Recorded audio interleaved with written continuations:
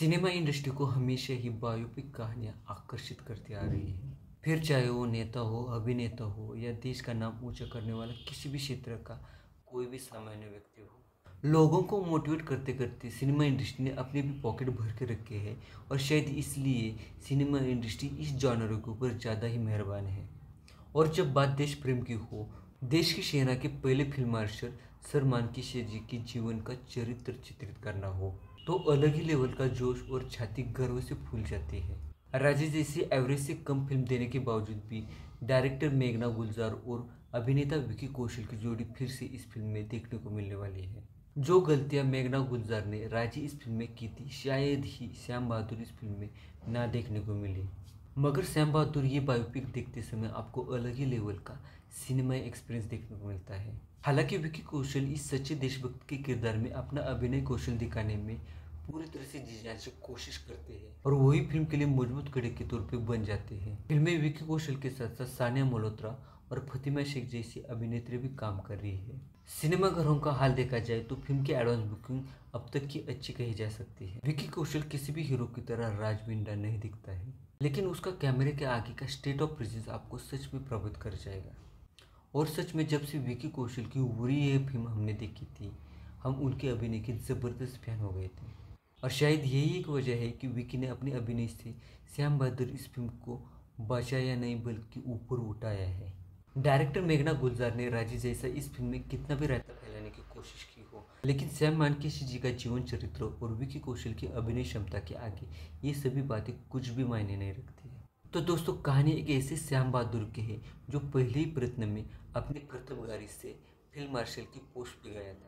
एक युद्धवीर थे, हमेशा ही युद्धभूमि से दूर रहना उनके जहन को पीड़ा सा देता था। शत्रु को पूरी तरह से चितपट करके अपने सैनिकों की जान बचाना ये उनके जीवन का प्रथम धैर्य था। ऐसा सेनाधिकारी मिलना पहले तो सैनिकों के लिए और बाद में अपने देश के लिए गर्व की फख्र की बात है। श्याम बहादुर जी का जीवन चरित्र कैसा था, वो किस तरह से सैन्य में दाखिल हो गए, सैन्य में उनकी कहाँ पे पहली पोस्टिंग हो गई थी और किस तरह से उनके जीवन में आगे की पोस्टिंग मिलते गई उनका जीवन ऊपर उठते गया।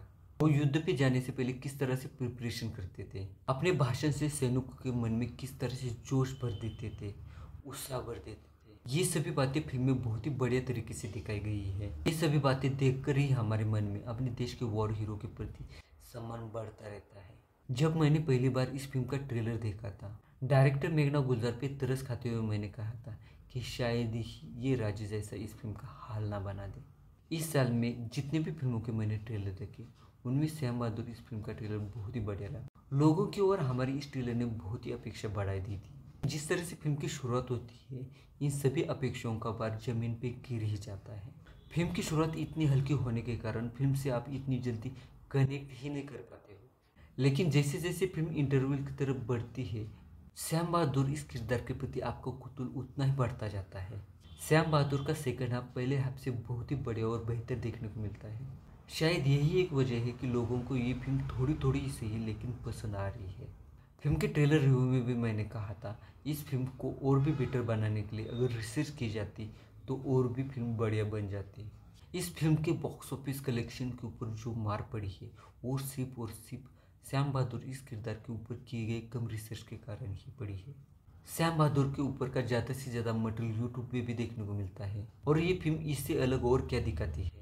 मानेकशॉ जी का बहुत सारे वाद विवादों से नाम जुड़ा था। मानेकशॉ जी की फौज से रिटायरमेंट लेने के बाद ही फिल्म की कथा खत्म हो जाती है, यानी कि डायरेक्टर ने भी फिल्म की कहानी के प्रति कोई भी रिस्क नहीं लिए है और यही पे फिल्म और भी गोते खाना चालू कर देती है। लेकिन श्याम बहादुर इस किरदार के बारे में आपको बहुत सारी बातें इंटरनेट पे यूट्यूब पे मिल ही जाती है। जितनी हाइप इस फिल्म के ट्रेलर ने बढ़ा दी थी, उससे आधे से भी कम की अपेक्षा ये इस फिल्म को देखते हुए पूरी नहीं होती है। हालांकि हर बार फिल्म देखने की सबसे बड़ी वजह विकी कौशल ही हो, ऐसी कोई बात ही नहीं है।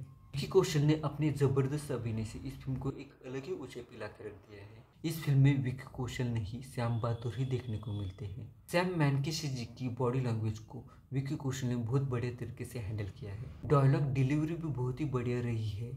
फिल्म देखते हुए ऐसा लगता है जैसे वो श्याम मानेकशॉ जी की जिंदगी ही जी रहा है। विकी कौशल ने श्याम मानेकशॉ जी के जीवन चरित्र के जवानी से लेकर बुढ़ापे तक का सफर बहुत बड़े तरीके से पर्दे पर उतारा है। सैम की पत्नी की भूमिका में सानिया मल्होत्रा बहुत ही बढ़िया और सुंदर दिखती है। देश की प्रधानमंत्री इंदिरा गांधी जी की भूमिका में फतिमा शेख भी आपका अटेंशन बढ़िया तरीके से खींच लेती है। डायरेक्टर मेघना गुलजार जी का डायरेक्शन ठीक है, लेकिन सैम मेनकिस जी के किरदार के ऊपर जो रिसर्च होनी चाहिए थी वो ठीक से नहीं हुई है। जो डिटेल्स दिखाई जानी चाहिए थी वो ठीक से नहीं दिखाए गए हैं। ये बातें फिल्म की सबसे बड़ी कमी की तरह इशारा करती है। सैम मानकिसी जैसे वॉर हीरो का जीवन चरित्र और विकी कौशल जैसे अभिनेता होने के कारण ही ये फिल्म बढ़िया निकल कर आई है। बाकी फिल्म का संगीत आपने यूट्यूब पे या टीवी पे सुना ही होगा, बहुत ही अप्रतिम है। गायक शंकर महादेवन और बंटा के गीत आपको सच में उत्साह से भर देते हैं। सैम बहादुर ये मूवी आपको कैसे लगी प्लीज़ कमेंट करके बताना। मेरा ये वीडियो अच्छा लगे तो लाइक और मेरे चैनल को सब्सक्राइब जरूर कर देना। मिलते हैं अगले वीडियो में और एक नए हीरो के साथ में और एक नई फिल्म के साथ में। तब तक के लिए नमस्कार।